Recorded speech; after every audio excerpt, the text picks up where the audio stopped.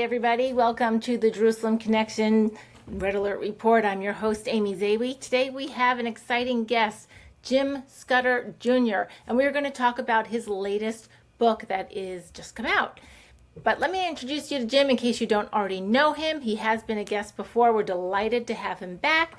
But Jim Scudder Jr. is a pastor, author, and media host. He serves as the senior pastor of Quentin Road Baptist Church in Lake Zurich, Illinois, and president of Dayspring Bible College and Seminary in Mandaluyne, Illinois. Jim pastored a church in the western suburbs of Chicago for 5 years and co-pastored with his father, the founder of Quentin Road, for 10 years. After Dr. Scudder Sr. retired in 2016, Jim assumed the senior pastor position. His father did go to be with the Lord in March of 2020.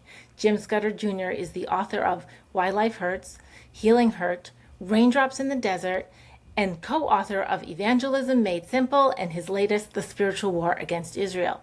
He is the host of In Grace, a weekly TV show watched by 150,000 people on TBN and on YouTube, and In Grace Radio, heard on 550 stations. Jim has been married to his wife, Karen, for 35 years, and they have 2 adult daughters, Amy and Erica. Now they are in the best part of life, grandparenting. Jim is also a private pilot, enjoys hiking, scuba diving, fishing, and going on adventures that showcase God's glory. Jim, we are so excited to have you returning to the program.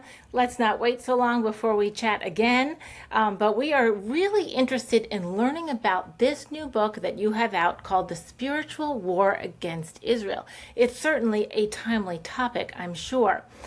What I'd love for you to share with our audience, as we are always eager to learn from you, is what was the need that you identified, and where did you identify it, or how did you identify that need that led you to even want to write this book, and who is the audience it's intended for?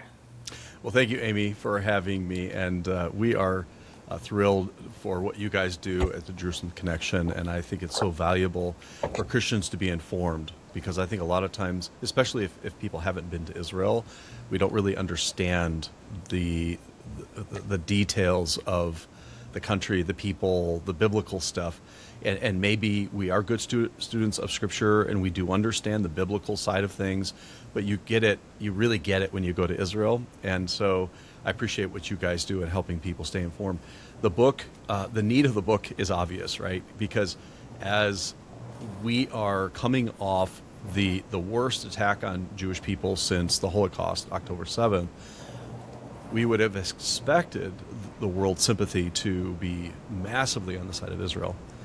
And it was for like an hour. And then it's turned against Israel, and it's mounting, and it's happening now within conservative circles and some Christian circles, this opposition to Israel. And I believe that has to be a spiritual causation. It can't just have, you can't really explain this. And it's not just the last 3 years. This is, the pogroms in Russia, the Holocaust, of course, the Haman, Hitler, Hamas. You just think of all of this irrational hatred against the Jews and the lies being told about them. So we look at this issue and we say, what can we do as evangelical Christians to bolster people's education about Israel? We're not necessarily trying to change people's minds, although I want to, but the goal of the book is to educate and say, hey, these are the facts. This is what the Bible says. This is real history. This is true history. This is the truth about the Jews and about Israel. So the audience is whoever will listen, whoever is confused. How many people right now, Amy, are confused on these issues? They thought they knew that they should support Israel because God says to, but then they start hearing people that they respect, people that they used to really count on, and they're saying the opposite, and they're asking, raising all these questions and these conspiracies, and I believe that's our audience, is anyone that's confused right now about Israel. And hey, here's a book that gives you a lot of information. I don't think it's a boring read, but it does have, it has the history of anti-Semitism, all of the lies told about Israel, but it also has the newest stuff, the newest things that are being told about Israel. My co-author is a historian, and he actually spoke at our church last night about the blood libels. He has a whole chapter on blood libels against the Jews in this book. He preached a whole sermon yesterday about new blood libels after he finished writing this a few months ago. Oh my. So, I mean, every day, Amy, you know this. These lies are coming out that can lead to and do lead to violence against the Jews. And we look at the book of Revelation and we read about this dragon that's trying to devour a baby boy that is being born from a woman. We find from the context that the dragon is the devil, the woman is Israel, and the baby is Yeshua, Jesus. And so we know there's a spiritual attack against Israel and also Christians. We are not immune to this attack, but we need to explain it in spiritual terms and show from the Bible why this is something that Satan is trying to do, to try to create this controversy and this wave of anti-Semitism to continue to persecute Israel and the amazing Jewish rabbi that Israel produced. His name is Jesus, Yeshua. So that's the purpose, that's the point, and that's the target. So it's really interesting, though, when you just were explaining about the idea of, maybe the Christians are confused and how someone who might have had a strong emotional stance for Israel, to love Israel, but maybe not a factual foundation, biblical or historical or otherwise. And you break up your book in some really good sections so people can sort of digest it point by point. And you talk about the biblical view of modern Israel. And this to me is very interesting because we've been battling replacement theology for a long time. I mean, well before the modern state of Israel was formed. Of course, once it was formed, the replacement theologians had to think twice about their thoughts. And what do you say to folks that are in that confused state and they're looking for answers and they say, oh, well, the Jews served their purpose. They brought us the Messiah. We got the blessing. And now everything else is just sort of geopolitical happenstance. Because to me, when I see that continuation of the attack on the Jews, instinctively it tells me then they still must be part of the plan if the devil is still going after them. I agree. I mean, I think you just nailed it. So the idea that Israel has been replaced by the church really worries me, because if God would do that, what would keep him from doing that to us as Christians? He said he's never going to leave us or forsake us. Well, unless we, do something wrong, unless we rebel in a certain way at a certain level. We're not saying the Jews always did everything right. As a matter of fact, that's why they were dispersed. That's why they were, captured by Assyria and Babylon, and then the Romans dispersed them. And it's because they weren't always right. And that's why God chose them, not because they were going to be always obedient and they were this mighty race. No, it's because God delights in taking the weak and the small and making himself known and making his ways known. So if people say that the church has replaced Israel, I would ask them then what would keep God from replacing us, from God promising certain things to us, and he's going to say, oh, I'm changing my mind just because you were disobedient. Disobedience always results in heartache, but it doesn't result in God changing his plan.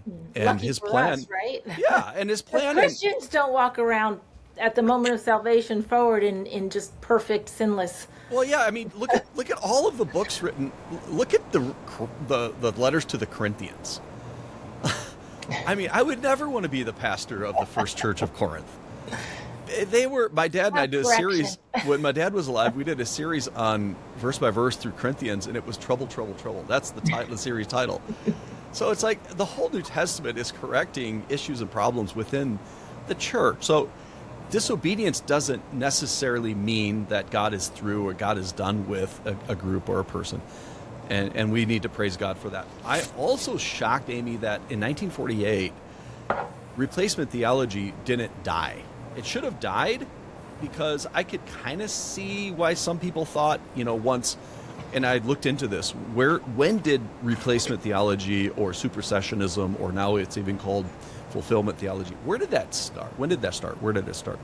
And it really started after Rome dispersed the Jews. They destroyed Jerusalem. They They killed a lot of Jews, and they spread them all over the world, just like the Bible said would happen.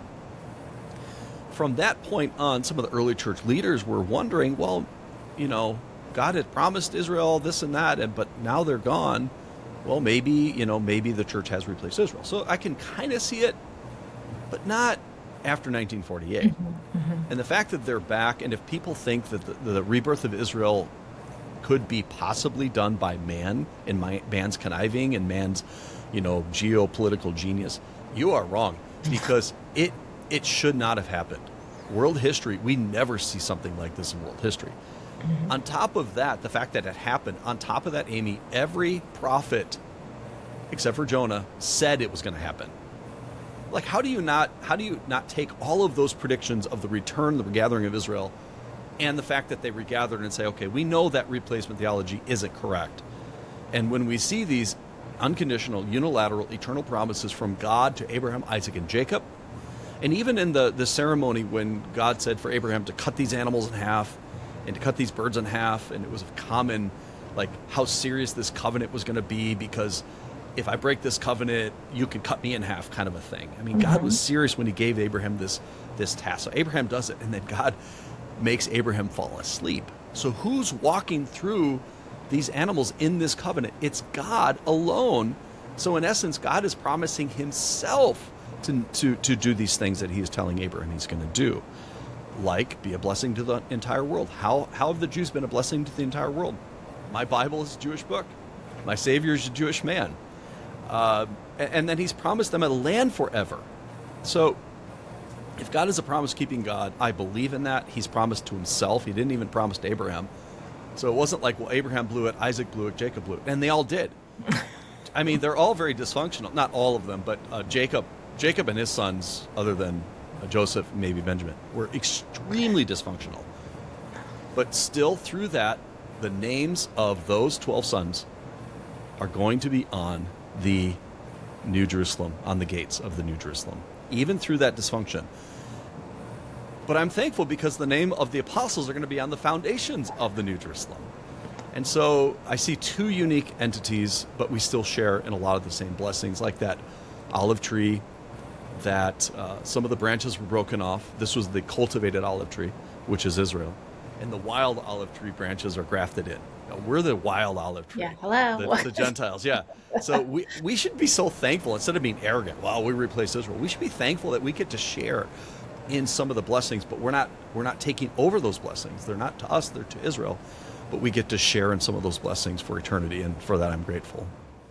It's interesting to me that the Jewish people in the diaspora since 70 AD, when they were driven out, they maintained that hope of return. They looked towards Jerusalem to pray. They broke glass at weddings to sort of commemorate or mourn the loss of Jerusalem and their nation, and many other things. Next year in Jerusalem, just a slogan. So they held on to that promise with a lot more faith than the church fathers, who couldn't wrap their minds around the current geopolitical situation in 200 or 400 or 600 or 800 AD or thereafter, when Israel was, the land was desolate and not producing anything and sparsely populated, although there were still always Jews there. So to me, can you comment on the faithfulness of the religious Jews, the Jews that maintained the scripture, preserved it, which of course we benefit from, but also maintained that promise? Zionism did not start in the 1800s. It was just sort of politicized or put into action in the late 1800s. So how would you comment to the Christians? And our forefathers gave us a lot of excellent theology about grace and forgiveness and all those wonderful and important things that Jesus came to give us and taught us about. But a lot of them had it wrong on this topic because they had a worldly view of the earth and how it was laid out.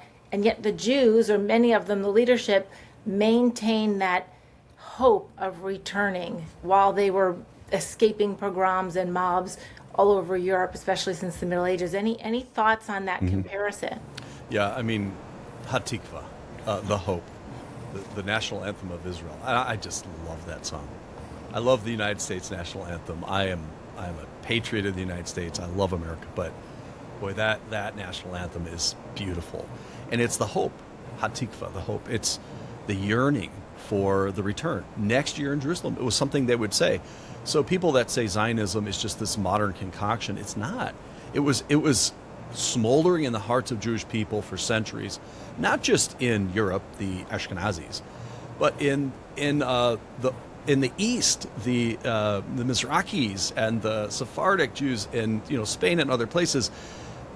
This was in the hearts of Jewish people for centuries, and it has come to pass. So what I really love is finding a book, a theological book, a pastor or a theologian writing before 1948.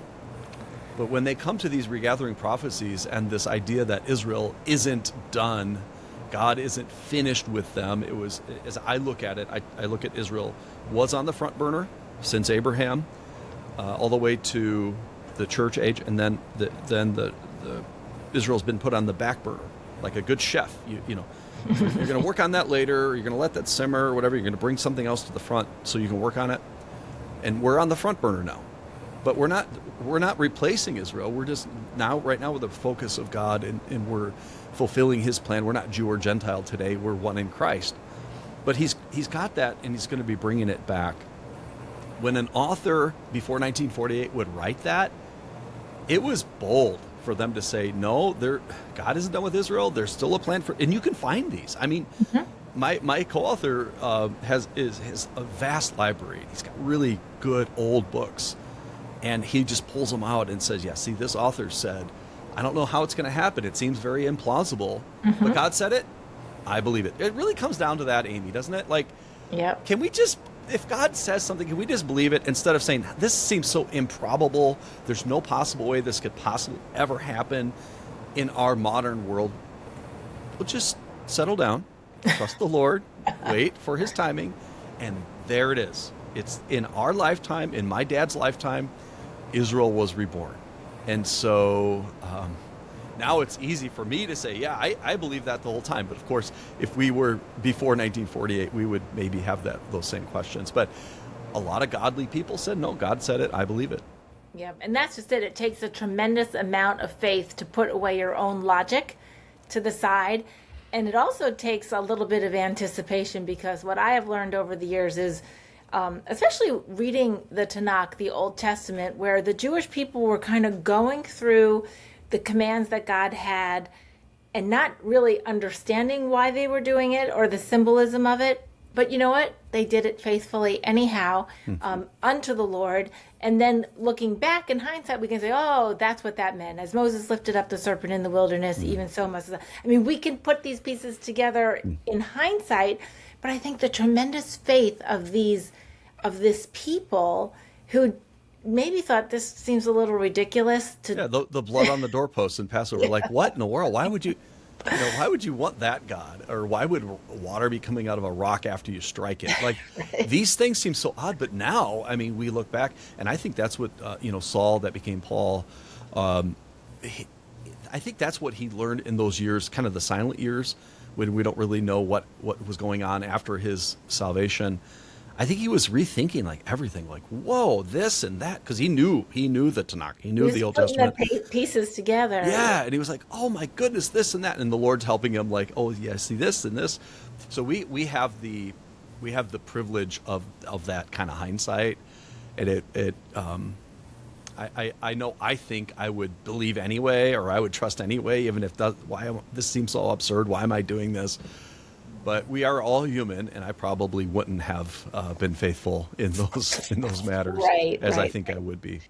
Well, and it's interesting because when we look back at our point in history, and we have so much evidence of prophecy fulfillment, and yet there are prophecies that are still not fulfilled, shouldn't we be in the most secure position to say, well, now we can rely on these that are yet to come? And you have a whole section of your book, The Future of Israel, God's place, Israel's place in God's prophetic plan. And does that where you pivot to start saying, okay, we know what's happened already, and this here was fulfilled, and the regathering and across the north, south, east, west.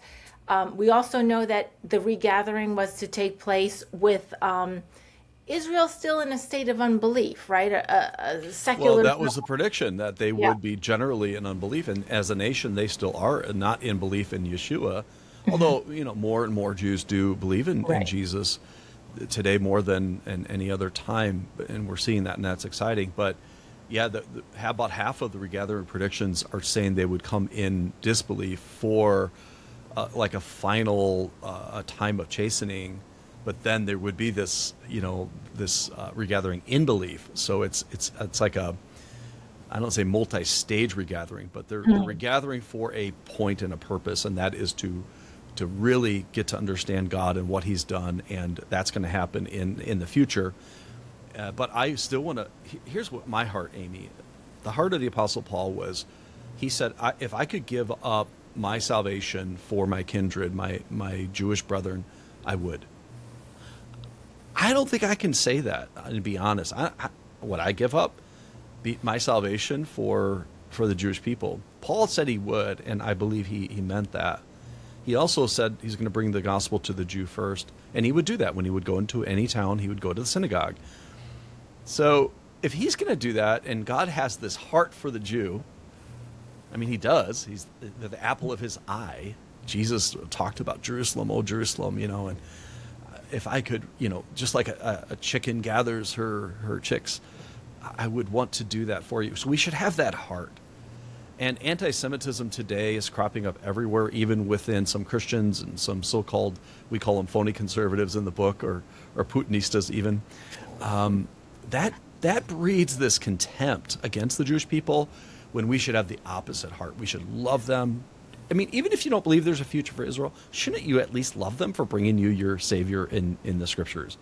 So that's where I come down on it. It's irrational that Christians aren't loving Israel, and the only way we can share with them what Jesus has done for us is to love them, to have conversations, to support them. And I've had, and I know you've had, these amazing meals with Jewish people, Shabbats and Passover Seders, and I've had the most amazing questions asked to me about Jesus in these times. So that's where I think it all comes down to, is like, we need to love them, we need to share Yeshua with them, and if we're repeating all these lies or not standing up for them, then they're not going to listen to us ever. Yep. But I also think it's the right thing to do, to support them, because God said, I'm going to bless those that bless the descendants of Abraham, Isaac, and Jacob. Well, you bring up an interesting point with the rising anti-Semitism we have now, and the Christian church, the evangelical church, sort of where it's traditionally been steadfastly for Israel, has at least a portion of it that's starting to question that. We see everything from Jesus was Palestinian, so that's like a new replacement theology, or this idea that the Jews that came from Europe weren't actually the Israel Jews from Israel, prior to 70 AD. Can you talk a little bit about that? I know you address this in this book, but a lot of people don't know the Khazar, I'm probably saying it wrong, Khazar theory, because I think Christians have heard of it, but let's identify it and explain it to our viewers so they're aware of it, and then tell us how both the left and the right are using it as a tool for their anti-Semitic or anti-Zionist fomentation. Yeah, so less than 2 weeks ago, I interviewed Ambassador Mike Huckabee at Shiloh, and it was the last day of the dig there, and he came out with some other media. Chris Mitchell was there, and Scott Stripling, the archaeologist, our friend, was there, and so we got to tour him and the governor of Samaria, and it was a wonderful time to be with him and talk with him. I'm so thankful for someone like him. But it wasn't that long ago that he and Tucker were having an interview in Israel, and Tucker was bringing up these, like, what is a real Jew, or should we DNA test them, and all this stuff. And I think Ambassador Huckabee handled it well. But I think bringing up those questions, what he's doing is, and Nick Fuentes and other people have said, that the Jews in Israel really aren't the Jews. So before 1948, you could say God replaced Israel, but now they're back. So what do we say now? And this Khazar theory that you're referring to comes from a book, the 13th tribe. And the author of this book wasn't even saying that the Jews in Israel today aren't real Jews. He was just saying that there were these Gentiles that converted from Turkey, and anyways, he wasn't even saying what people are using his book to say today. It's all debunked. It's not true. There's actually good DNA evidence against all of that. Well, people hear it.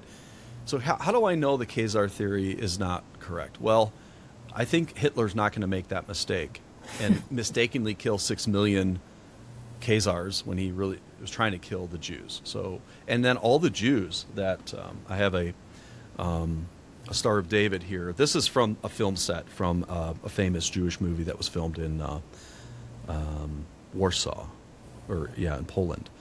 And the Jews that wore this and the Jews that got killed in the Holocaust, they only thought they were Jews, and they really weren't. Are they really going to die in the Holocaust if they really weren't Jews? And then if you have the Jews in Israel today, it is not the majority that are Ashkenazi. Ashkenazi are the European Jews, the white Jews. And when God dispersed them, he dispersed them all over. There's Jews right now in India, northern India, coming home. The Manasseh tribe. You have the Ethiopian Jews. You've got black Jews. You've got brown Jews. You've got Jews from Yemen, from Iran, from Iraq. More Jews in Israel than not are brown and black from these other areas of the world. The minority is actually Ashkenazi, white. So even that destroys this whole concept of the Jews in Israel really aren't Jews. Of course they're Jews. Now, God has allowed certain Gentiles to come into this family. We know of Ruth. We know before that Rahab. But generally speaking, the stream of the Jews are physical, ethnic, biological descendants of Abraham, Isaac, and Jacob. And the Jews in the land today are connected. And by the way, it's not just DNA. There's historical record proof that goes all the way back to the tribes of these families that were in exile have these records too. So it's absurd for people to say that, and it's only because the Jews are back in the land that they have to come up with this ridiculous lie.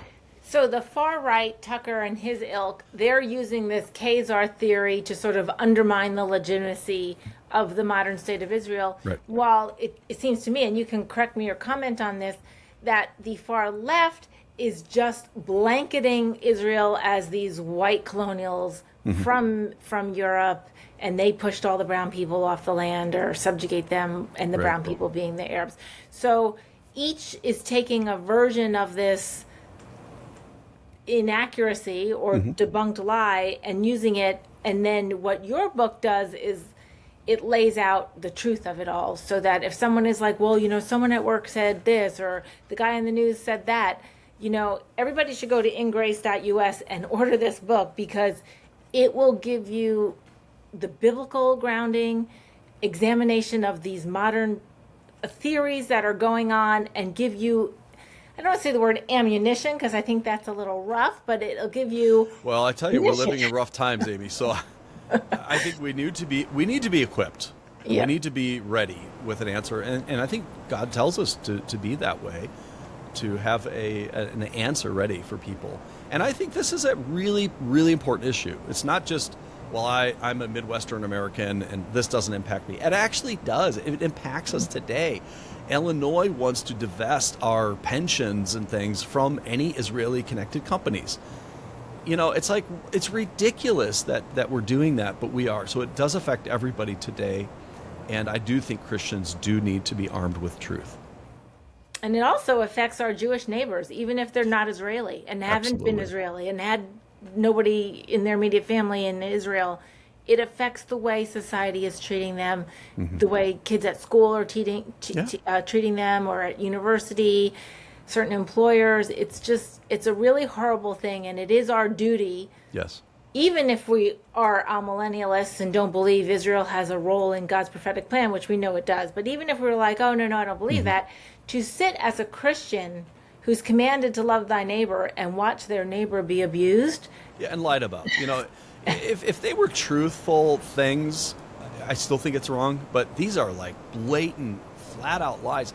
And they're called blood libels because people take these as true, and they go and do violence and hurt Jews. And this has happened for centuries. This is nothing new. It's just this is what we're living in today. This should never have risen in America. I was at a solidarity event for Israel in our area, in the Chicago area. Skokie is a very Jewish area. The Skokie police chief has to get up at the end. This was right after October 7th. And he says, the Skokie police chief gets up and says, if you're Jewish, please do not go to your car alone. There are protesters out there. We think your safety is in jeopardy. We're going to escort you. A police escort in a affluent area of Chicago for the Jews to go to their car? I'm like, what is going on? And I think it's getting worse, not better. So what's the solution? Christians that are informed, standing up for truth. And we are going to be able to show our love to the Jewish people. And they're going to really, really, really appreciate that. And Jim, I mean, what are your thoughts on how we can manifest it? We are going to show our love. So we're going to pray for Israel, of course. I certainly think everybody who has the ability or opportunity to go to Israel to visit and get a firsthand experience should. I know you also advocate for that and bring people and pastors and other folks to Israel.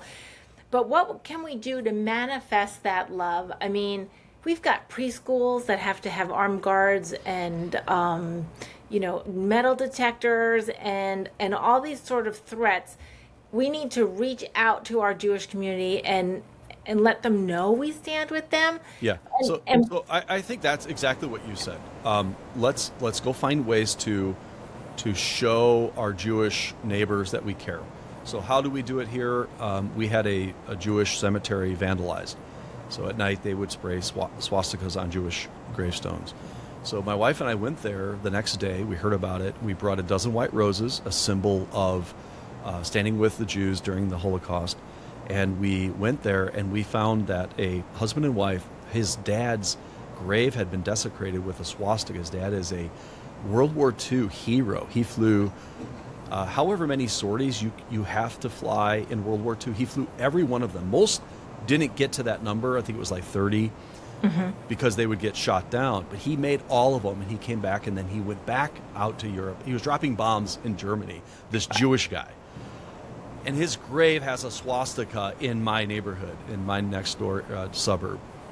So I was just so upset about that. But going there, we did something.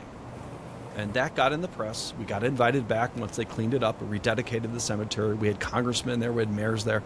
And they see me, hey, pastor, come up here and say some words and pray.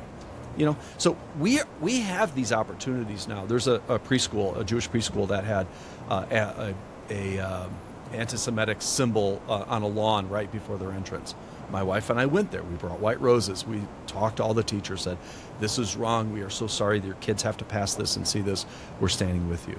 So we can do something, Amy. We have to do something. If we don't, aren't we going to be any different than the Christians in Germany that didn't do anything? Or should we be the upstanders or a Bonhoeffer and say, no, this is wrong. Even at risk, I'm going to stand against this evil. And it's really important. Like, for example, when you said you got some press for helping with the cemetery, to me that's important because even the Jewish people in around that region who maybe weren't directly affected by that or just feel alone, they feel so alone, just to know that somebody outside the community, these Christians are standing with us and showed up, right? And so we try to go to as many of these Jewish events as we can. So they'll have these fundraising dinners, Jewish United Fund, or we just went to the Consulate of Israel's. They had a gala commemorating the independence of Israel and United States 250th. I think it's Israel's 78th. So we were just at that this week. And all the Jewish people there now know me. Because the last 3 years we've been very involved in, hey, Pastor Scudder. So we're talking and I don't know, it's just been amazing. It's been these amazing friendships and they're watching our media, they're watching what we're doing in Israel, these TV shows within Grace. So it's been tremendous. I mean, it's been incredible. That's not why we're doing it, but like when God says I'm going to bless you, he does. I mean, we're getting this huge 32-acre property with a 120,000 square foot building donated to us. It's amazing. On our college and seminary right now. Like, I'm not sure that it's because we're supporting Israel, but I can't say it's not, and it happened in this time frame. So that's not why we do it, but I do believe that promise is true. I will bless those that bless you. I will curse those that curse you, God told Abraham. And I'm sure for the Jewish community, they're encouraged to see you as a pastor of, a congregation of people that you're relaying in your messages on Sunday or Sunday school or what have you, that they know that that whole congregation of Christian people are being taught and aware about Israel and aware of the struggle and the anti-Semitism and encouraged to stand up as well. So that's got to be comforting and soothing to the local Jewish community. Yeah, and they're seeing we put out big Israeli flags on our road and our frontage, and we put a Hanukkah memorial, Hanukkah menorah on the road, a 10-foot one for Hanukkah. Like, the Jewish people are emailing us, calling us, wow, you guys amazing, thank you. And they'll come if we have like an Honor Israel Day. They're coming. We've had dozens and dozens of Jewish people coming in for services, and they said, I've never been in a church before. This is kind of, they're weirded out by it, but they notice something about us. And doesn't the Bible tell us to provoke the Jewish people to jealousy because of what we have? And this is what God is doing in our lives. This is what Jesus is doing in our life. And it's just expression of love, and they notice and they appreciate it. And I'm hoping that it draws them to investigate what Jesus said and who Jesus was. Amazing. Well said. Jim, I have one more question I need your expertise or thoughts on before I let you go, in this vein of what can Christians do? A lot of pastors will teach their congregation, just don't look at the news, don't worry about politics, just vote your conscience on who's ever, got the D or the R after their name, whatever you believe.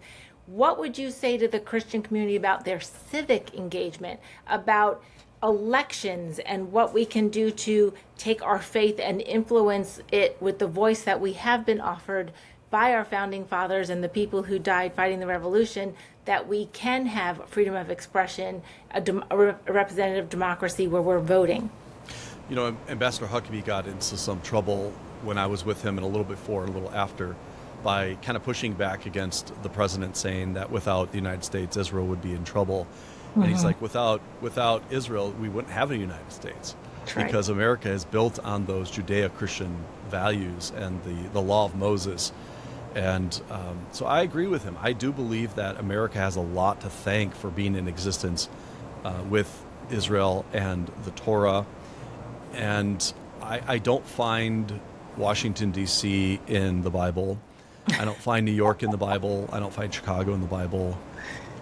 Dubai, right? London. But you know what we find in the Bible 800 times? Jerusalem. So we should be engaged in many areas of morality, but I think a moral issue is Israel. And I think we should be looking for officials that we're going to vote for or influence them. And people think, well, what can I do? Can I really do anything? No.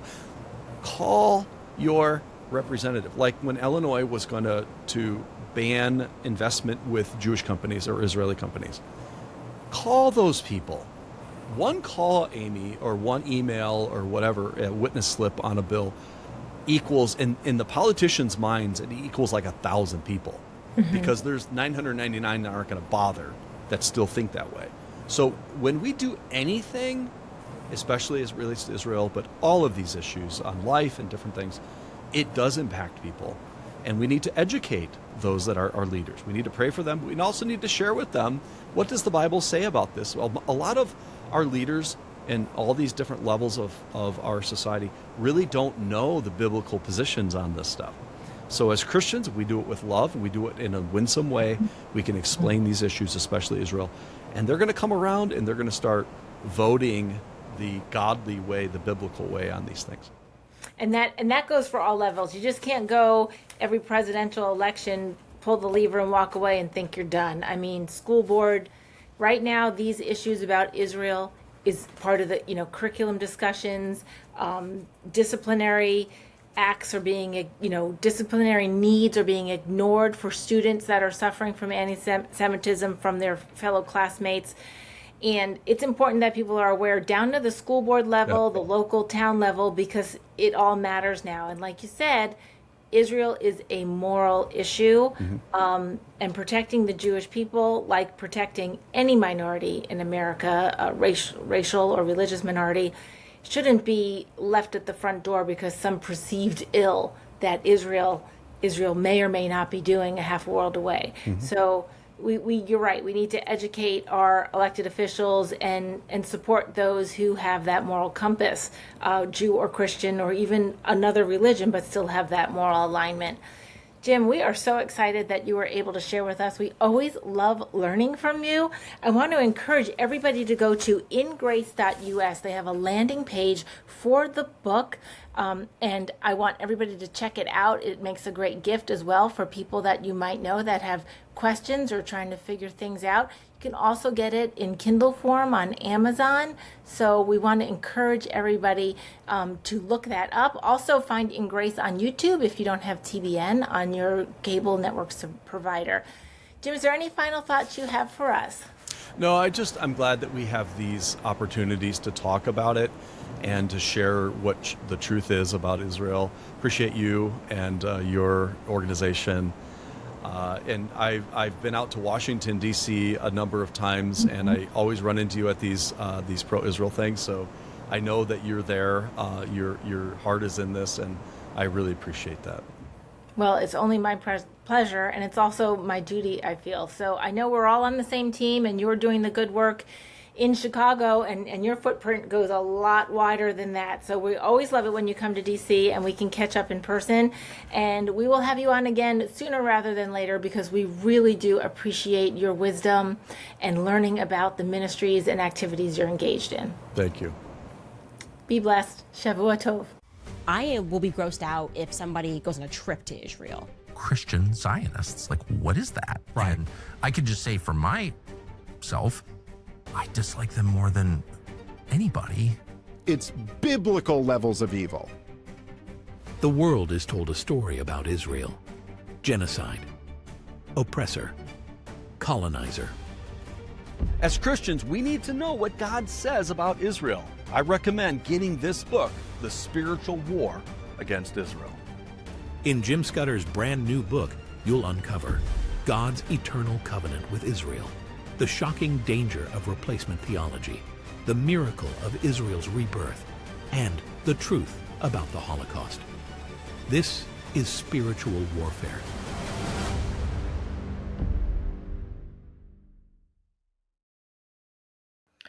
If you enjoy these conversations, please visit us at www.thejerusalemconnection.us.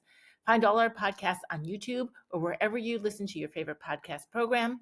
Follow us on social media, subscribe, like, and share our content to reach the broadest audience.